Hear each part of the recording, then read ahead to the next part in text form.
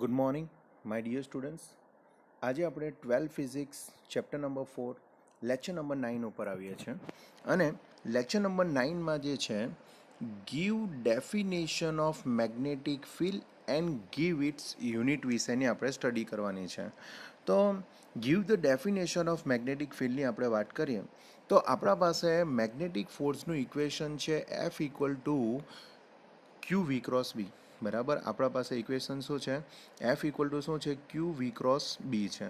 હવે તમને બી ખબર છે કે જે રીતે એ ક્રોસ બી હોય તો એ બી સાઇન થીટા થાય, તે રીતે વી ક્રોસ બી હશે તો શું થાય? વી બી સાઇન થીટા થાય. એટલે એફ ઇક્વલ ટુ આપણું ઇક્વેશન જ્યારે વી બી સાઇન થીટાના ફોર્મમાં લખું તો મારા પાસે ઇક્વેશન આવશે F equal to B Q V sine theta થશે.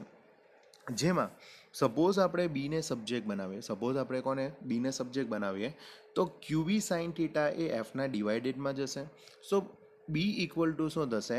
એફ અપોન ક્યુબી સાઇન થીટા થશે. હવે આમાંથી સપોઝ મારે મેગ્નેટિક ફોર્સનો યુનિટ ફાઇન્ડ આઉટ કરવાનો હોય તો મેં યુનિટ કેવી રીતના ફાઇન્ડ આઉટ કરીશ? તો મારે જે છે યુનિટ ઓફ મેગ્નેટિક ફિલ્ડની વાત કરું, યુનિટ ઓફ મેગ્નેટિક ફિલ્ડની વાત કરું તો ઉપર મારા પાસે ફોર્સ છે અને ફોર્સનો યુનિટ તો તમને ખબર જ છે, ન્યૂટન છે, રાઈટ. નીચે જે છે Q that is the unit of a charge. ચાર્જનો યુનિટ શું છે? કુલમ છે. વેલોસિટીની વાત કરીએ તો velocity that is metre per second. ને સાઇન થીટા જે છે એ તો વેલ્યુ છે, વેલ્યુનો કોઈ યુનિટ આવશે નહીં એટલે એ નીકળી જશે. તો આપણા પાસે રહી શું જશે? ન્યૂટન, કુલમ, મીટર પર શું આવશે? સેકન્ડ આવશે. હવે એ સેકન્ડને જો ઉપર લઈ લઉં તો ન્યૂટન ઇન્ટુ સેકન્ડ અપોન શું આવશે? કુલમ ઇન્ટુ શું આવશે? Metre. Newton into second upon શું આવશે? કુલમ ઇન્ટુ મીટર આવશે. બીજી વસ્તુ, સપોઝ મેં સેકન્ડને નીચે જ રાખું, બરાબર, સપોઝ એમ સમજી લઉં કે ન્યૂટન બરાબર કુલમ ઇન્ટુ મીટર પર શું છે? સેકન્ડ છે. હવે એમાં કુલમ પર સેકન્ડ બરાબર જો મેં સાથે લઈ લઉં ને તો તમને ખબર હોવી જોઈએ કે I equal to Q by T છે. આઈ ઇક્વલ ટુ ઇક્વેશન શું છે? ક્યુ બાય ટી છે. જેમાં ક્યુ એ કુલમ અને ટાઈમ એ સેકન્ડ આવશે. એટલે coulomb by second that is the unit of current. એ યુનિટ ઓફ કરંટને આપણે એમ્પિયર બી લખી શકીએ અને એમ્પિયર લખીએ તો રહી શું જશે? ન્યૂટન.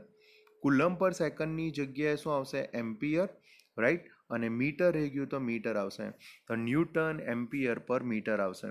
ને ન્યૂટન એમ્પિયર પર મીટર જે છે એને એઝ આપણે 1 ટેસ્લા કહી શકીએ. શું કહી શકીએ? 1 ટેસ્લા કહી શકીએ. તો that is the unit of B. Unit of B જે છે એને આપણે ટેસ્લા કહી શકીએ. ને 1 ટેસ્લા ઇક્વલ ટુ શું છે? ન્યૂટન પર એમ્પિયર ઇન્ટુ શું છે? મીટર છે. હવે મારે એની ડેફિનેશન આપી છે. ચાલો, સપોઝ મારે ડેફિનેશન આપી હોય તો ડેફિનેશનમાં એમ સમજી લો કે ક્યુ બરાબર જે ચાર્જ છે એ ચાર્જને આપણે 1 કુલમ લઈ લઈએ. વેલોસિટીને એમ સમજી લો કે 1 મીટર પર શું લઈ લઉં? સેકન્ડ લઈ લઉં. અને થીટા માટે પરપેન્ડિક્યુલર ડિસ્ટન્સ એટલે થીટા બરાબર 90 લઈ લઉં તો સાઇન 90ની વેલ્યુ શું થઈ જશે? 1 થઈ જશે. અને આ બધી વેલ્યુ 1 હશે ત્યારે બી ઇક્વલ ટુ શું થશે? એફ થશે. બી ઇક્વલ ટુ શું થશે? એફ થશે. એટલે જે બી ફોર્સ એપ્લાય થશે that force is equal to the શું આવશે? મેગ્નિટ્યુડ ઓફ મેગ્નેટિક ફિલ્ડ આવશે. તો ડેફિનેશન આપણે જોઈએ. The magnitude of magnetic field B, the magnitude of magnetic field B is a 1 SI unit, is a 1 SI unit when the force acting on a unit charge, when a force acting on a unit charge moving perpendicular એટલે angle તમારો 90 થઈ જશે. Moving perpendicular to B with a speed of 1 meter per second is called 1 Newton, is called 1 Newton. और આપણે એવું કહી શકીએ કે એ જે ફોર્સની વેલ્યુ જે છે that is equal to the શું આવશે? મેગ્નેટિક ફિલ્ડ આવશે. સો આપણે એવું કહી શકીએ the magnitude of magnetic field B equal to 1 SI unit when the force moving with a unit charge q moving with a velocity v અને perpendicular કીધેલું છે એટલે થીટા ઇક્વલ ટુ 90 થશે with a speed of 1 metre per second એને as આપણે 1 newton આપણે કહી શકીએ છીએ. તો આ એની ડેફિનેશન થશે અને આ એનો યુનિટ થશે. બીજી વસ્તુ કે મેગ્નેટિક ફિલ્ડનો અનધર યુનિટ બી છે દેટ ઇઝ ગોસ. બરાબર, ગોસને અકોર્ડિંગલી તમને યુનિટ રાખેલો છે અને 1 ગોસની વેલ્યુ 10⁻⁴ ટેસ્લા છે. 10 શું છે? -4 ટેસ્લા છે. અને ટેસ્લાને જે છે આપણે કેપિટલ ટી થ્રુ એ બી ડિનોટેડ થાય છે. તો ધ્યાન રાખજો 1 ટેસ્લા ઇક્વલ ટુ ન્યૂટન પર એમ્પિયર ઇન્ટુ મીટર, અને એને આપણે 1 ગોસ થ્રુ એ બી આપણે ડિનોટેડ કરી શકીએ છીએ.